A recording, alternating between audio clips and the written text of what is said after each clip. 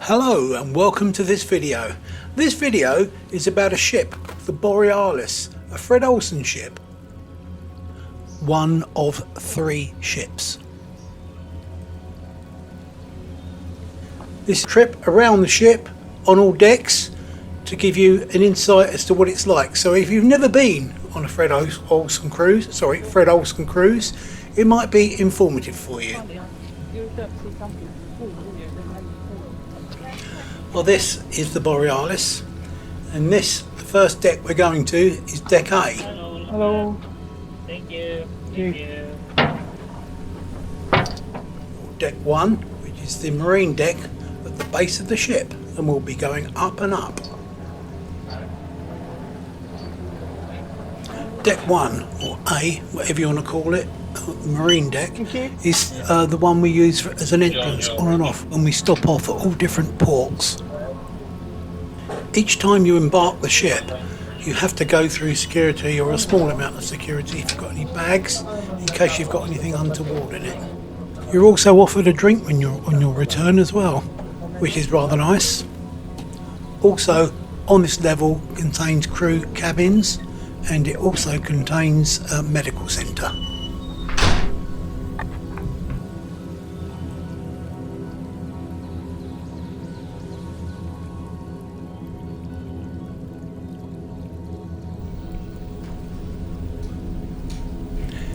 Deck 2 consists of 90% of cabins. It's called the coral deck. So it's got 2 berth and 4 berth cabins inside and outside of the ship.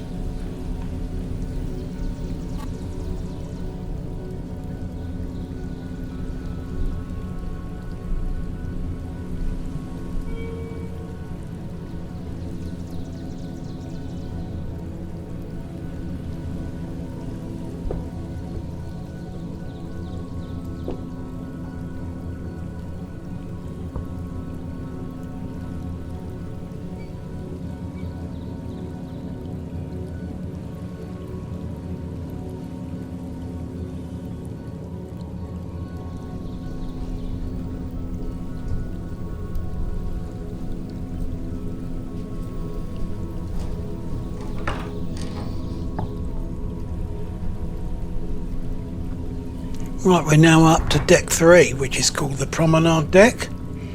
So out on the Promenade we go, heading down towards the stern first. And as you can see, there's a load of chairs on the left hand side, and yes, they do have soft covers for them as well, which they tend to get out in better weather, but because we've gone this time of year up to Norway, they haven't got them out. There are lifeboats above my head. Now approaching the stern of the ship, as you can see from the deck, there is some markings on the deck, which means that there are some deck games that you can play.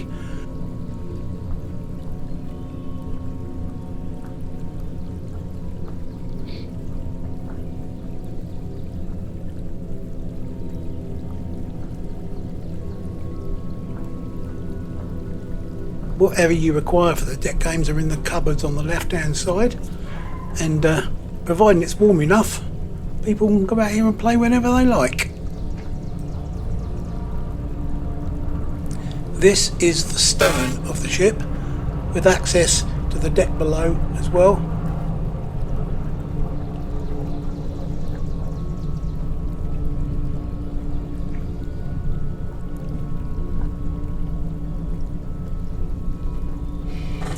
We're now heading on the long walk to the bow of the ship. Life jackets stationed as and when you need them all around this deck, plus the lifeboats are here as well. So for some obviously horrible reason we have to use them, then this is the deck we have to use. More games up here as well. Heading up the starboard side as we are. Yes, that is sheep you can hear in the background.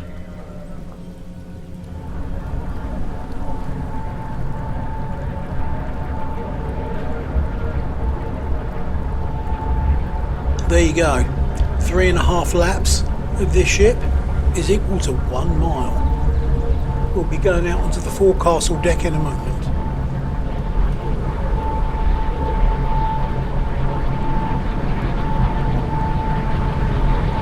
Yes, you can hear some noise either from the engines or the air conditioning or something as you get this part of the boat. And these stairs are quite steep as well going up here, so be careful.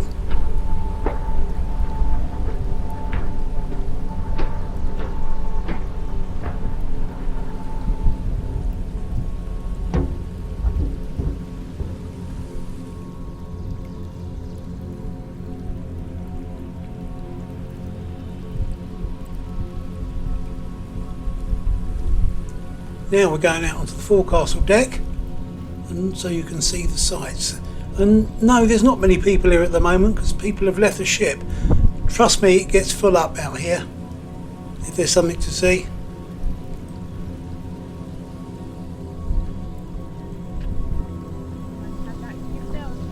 I did.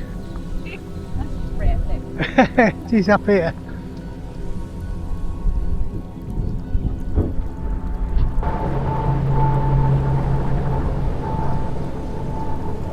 Now we're going back down the port side where we started from. I might find the right door to go back into, but you never know. Probably won't, knowing me.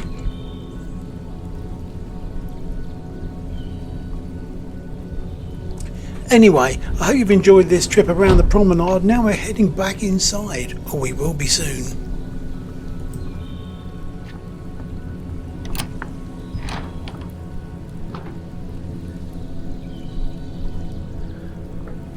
Yes, we're still on deck 3. So let's get on with the video, and there's more to see. Now we're back inside on deck 3.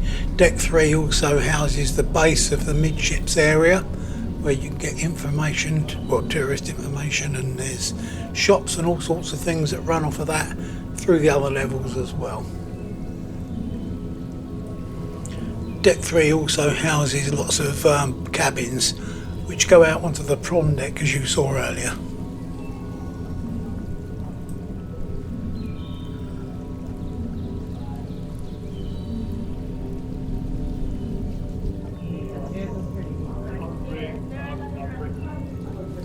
We're now on deck 4, and deck 4 is classed as the main deck.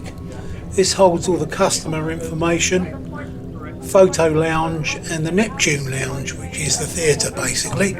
We won't be able to go straight into the theatre because it's out of bounds during the day. Anyway, I'll give you a slight taster of it.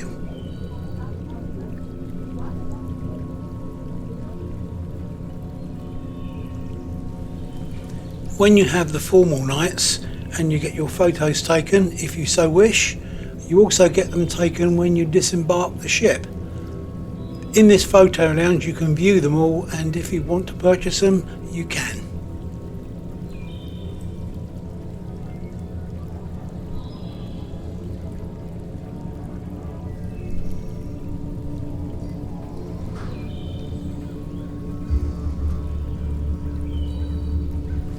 This is an extremely quick glimpse of the Neptune Lounge Theatre on deck 4.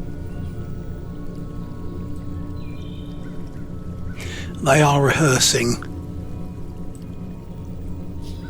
hence the short visit.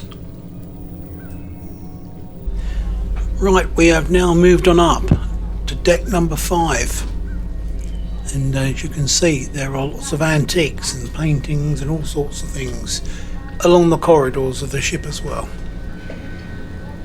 This is where all the lounges are. The earth room there, which you can see, and this is the bar area, or where they serve the tea and coffee and such like. And there are lots of different areas on this floor where you can sit, eat and drink and watch the world go by.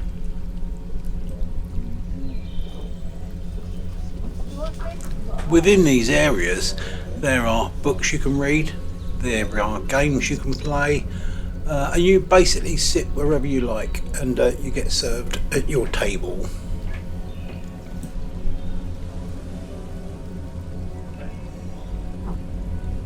Your teas and coffees, such like, you can pay £25 and get a card, and this card gives you like 8 teas or coffees, whichever you prefer. So that works out at £3.15 each. each time you order your drinks, what they do is they tick it off of your card until it gets to 8, and then you don't get any more, but you would if you bought another card.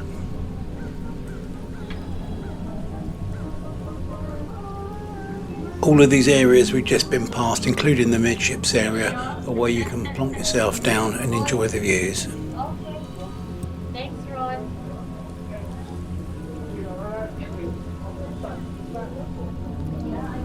Yes, there are televisions to watch if you want. You can watch Chelsea lose to Brighton again.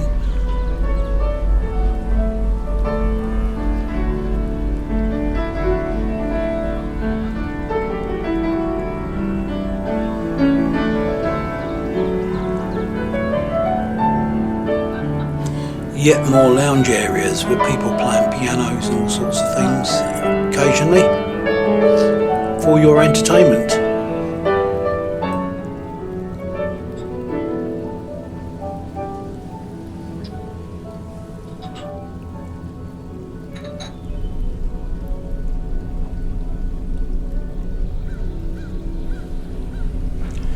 I must say the ship is kept in an extremely clean condition at all times. It really is very, very good. This is a more quiet and sedate area for people to sit and drink their teas and coffees in if they like, and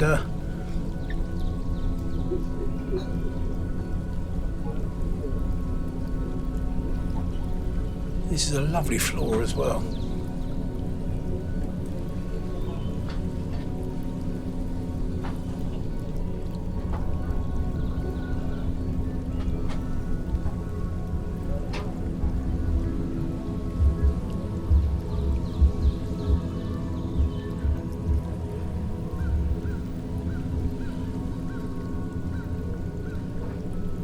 Heading towards another bar area.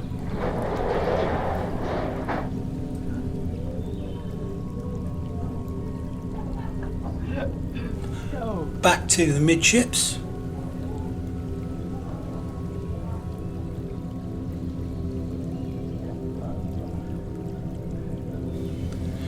The midships area looks superb from up here, I must say. The way it's been designed is very nice. I found it very impressive.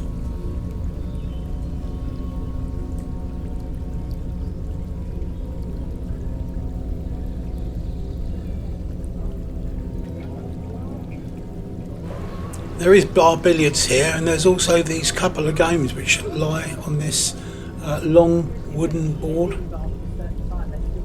which also has salt on it. And it's like, the only way I would describe it is like a baby curling stones. They're very small, probably about 2 inches across, 1 inch thick possibly. But it's good fun. I don't know what it's called. If anyone wants to tell me what it's called, please by all means let me know in the comments. This is the Aurora Borealis restaurants. There's an upstairs and a downstairs, and this is the main restaurant, this one. And what happens here is when you book your cruise, you get allocated a table, and that table number's with you all the time you're on the cruise. You can use it some nights, you don't have to use it if you don't want to. If you do use it, you get the same waiter, an assistant waiter, every time you attend your table. So you've got the same people serving you all the time, which is quite nice actually, especially if they're as nice as the ones we had. Yes, there was an awful lot on deck 5, wasn't there? Anyway, we're up to deck 6 now. This one is mainly cabins. Our cabin's on here, so I'll be showing you around that as well.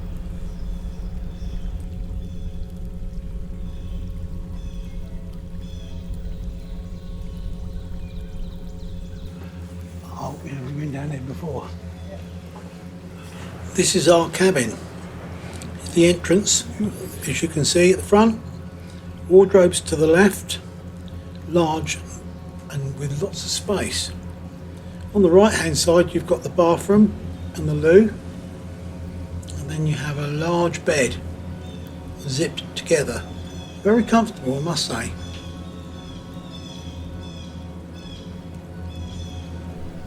Mirror behind with an idiot in the reflection on a camera. Facing the other end of the cabin, a TV and dresser on the right, and to the left, a sofa with a fridge.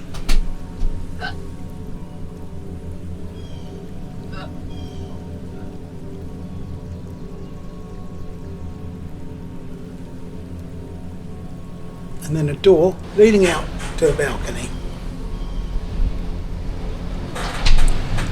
Not much happening, but I must say a very pleasant journey there and back. Yes, you don't have to look twice. Yes, I'm going down to deck 7 from deck 8. Filmed at a different time of day. Well, deck 7, all the cabins on this deck are very posh, apparently. Though I've not been inside one, so I can't see for myself. Right, we're now heading on up to deck number 8. This is the Lido deck. The name is a clue. Yes, it's got a swimming pool on it, plus lots of other amenities, which we'll be going through right now.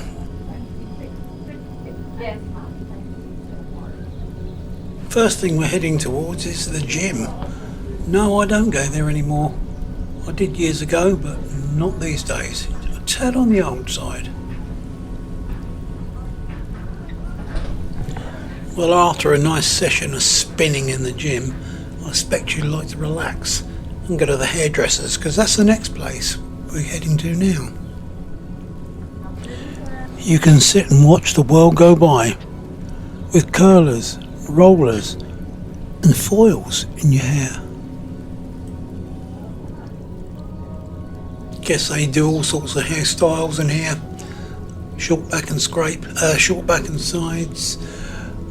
Anything you wish, because I think it is a unisex one, so you can have your hair pink. Yes, we're heading out now to the Lido, the swimming pool. Hence the name of the deck.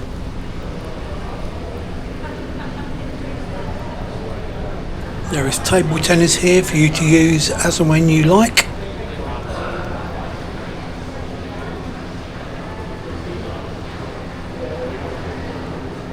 Also some hot tubs here as well. Anyway, this particular pool at the moment has got the lid closed. It's open most of the year apparently when the weather's really good. Just a few loungers around the pool, packed when the roof's open, I bet. This particular trip, it's been shut all the time, as you can imagine, going to Norway. And people can come backwards and forwards and do what they like when they like. I believe you can get food and drink around the pool as well, most of the day and into the evening, as far as I'm aware. Talking of food, we're now on our way to the buffet lounge.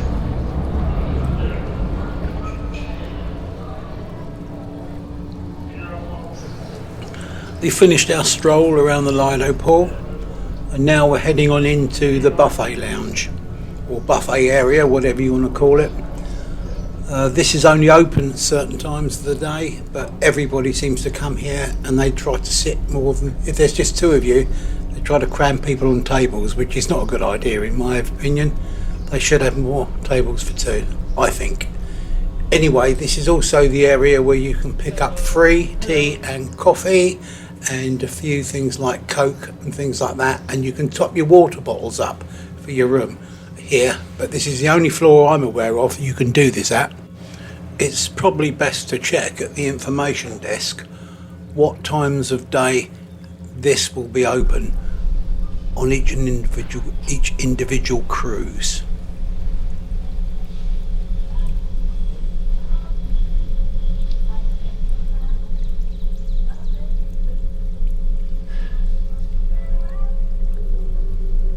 This buffet room runs down the starboard side and the port side of the ship.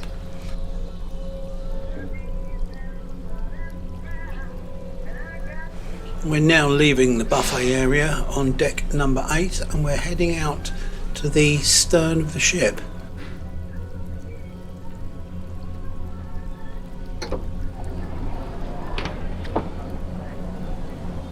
As you go out to the stern area, there are lots more places to sit, some under cover as well. This time of year I would expect it to be less busy than it would be in the height of the summer, as it indeed it is, but it's still rather pleasant.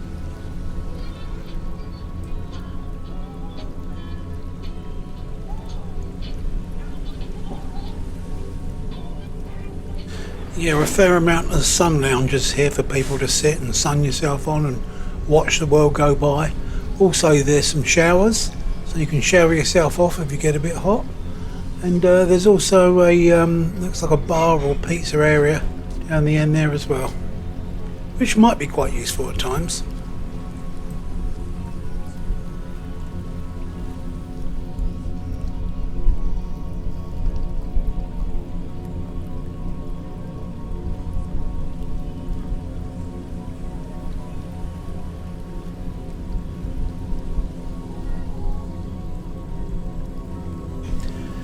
Some of those sun lounges look a bit dangerous to me, like a roll on, roll off.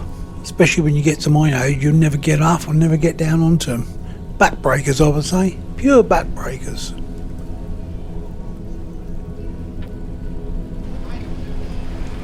Now we've finished in the stern part of the ship outside.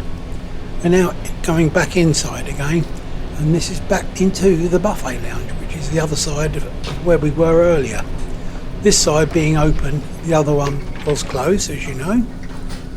Sometimes they'll open both sides, sometimes it will just be one, depending on the how busy they are, I believe. But the food in the buffet lounge was absolutely superb. Spoiled for choice, as much or as little as you want. We had the eggs Benedict most mornings for breakfast, and they made it in front.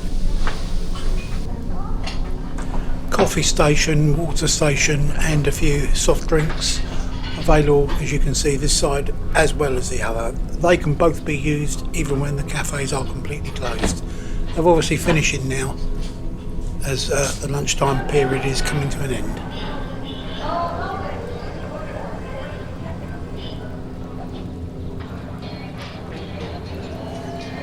Finishing off back down the other side of the Lido now, and then the next thing we're going to be doing is going up to deck 9 and 10. Yes, there is a deck 10, but it's only a very small sun deck.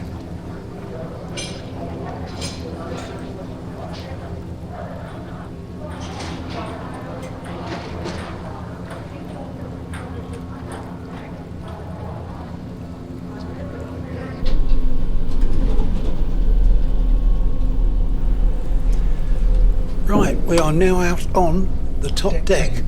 This deck is deck number 9. Some apparatus there that they use for painting the outside of the ship. To the left hand side you can see the roof of the Lido.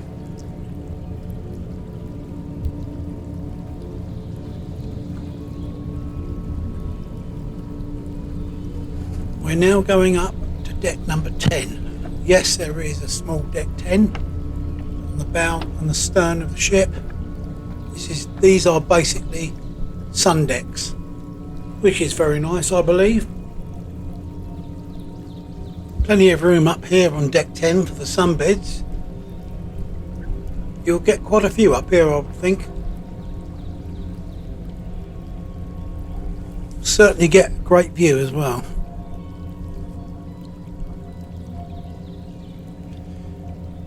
Making our way back down to deck 9 now, and a view down the other side.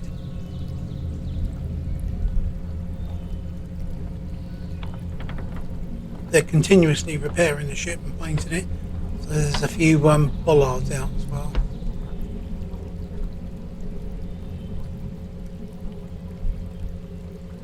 Yes, it would have been very nice to see the Lido roof drawn back, but of course with the weather conditions we couldn't have that happen. The weather conditions were very good while we were here, but not to the point where they could retract the...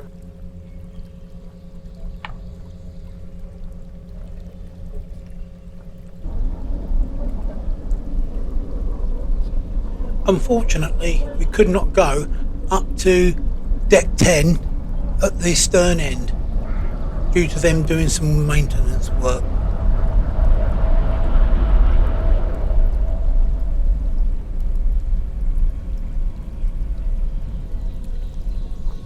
There are more deck games here.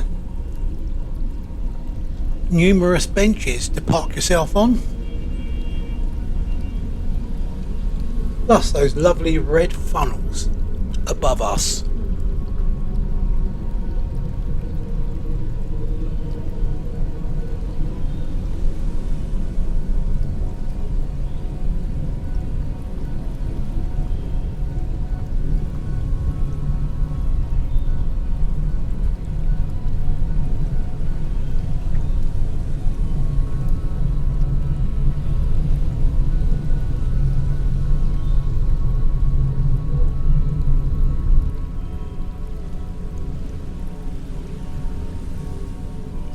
Thought I would get to deck 10 from here, but crew only, apparently closed to the public.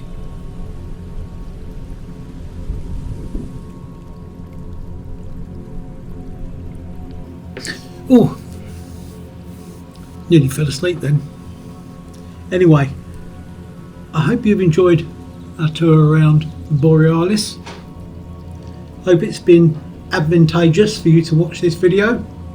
Yeah, been a bit long, I know, but you can't get around a ship that size in 5 minutes, I'm afraid. If indeed you think you're going to go on a trip, a cruise, or just want to look around the Borealis or whatever, I did try to point out a few things that were advantageous or not so advantageous on the ship. It is very clean and tidy on there, I must say, and I'll give that a 10 out of 10 for that. It was very, very good. I hope this will help you decide whether you want to go, whether you don't want to go, or whether you'll enjoy it or whether you won't enjoy it. We've only ever had one trip on a cruise, and this was it. Personally, this is just a personal note, nothing else. We did enjoy it. We thought it was very good. Whether I'll ever go on another one, I don't know. It's because I'm a photographer, so I'm not really into all the fancy stuff on the boat so much. I'm more interested in the scenery and what shots I can get. And I would like to have taken a drone on board. They would not let me take a drone on board. Not to fly around, not to fly on the ship, obviously, because that's dangerous. But I did want to fly when we went to port, because, you know, you can fly in Norway the same as you can fly in the UK, but for them to say I couldn't bring it or even lock it away would have been fine. I thought that would have been a good idea, but no, you can't do it. In fact, most cruise liners you can't. I think there's just a few American ones where you can actually take a drone on board. So just be aware of that fact. If you have any questions about the trip or the Borealis or Fred Olsen or any part of the cruise that I might have forgotten, or something that you're interested in, please don't hesitate to put a comment down below and I will get back to you on it. Also, electric sockets. This I didn't cover in the video as such. Well, I'm covering it now. This is what we bought. We bought 2 of these. There you go. 2 USBs and a USB-C at the top. That goes into the wall, that side. And you've got 3 different buttons there. The bottom one you push out, that's your European. Centre one is your UK. See that all right, I hope. And the third one on the top is your American stroke Australian. While the Aussies have got the American plug socket, God only knows. So that's your plug it into the wall side. The other side, obviously, because we're from the UK, you can usually plug in straight into there. You can plug in your European one into there. You can plug in your American one into there if that's what you're personally using all the time anyway. We found on the boat that there were the European and the UK sockets to use that were actually in the cabin. We could use those, and you could plug this into any of them quite easily, and the stuff worked fine, charged fine, no issues. There's also on the front, there's 2 little black things there. One of them is a spare fuse, and the other one is the fuse. So this is fused, so if it blows, which it can do, mine didn't. I had no issues with that, so it must be, you know, it's there for a reason. So you've got a spare there as well if you need it. This is the same on both of the sockets I bought. Price wise of these, you're looking about 20 to 30 quid roughly. Amazon, well worth it.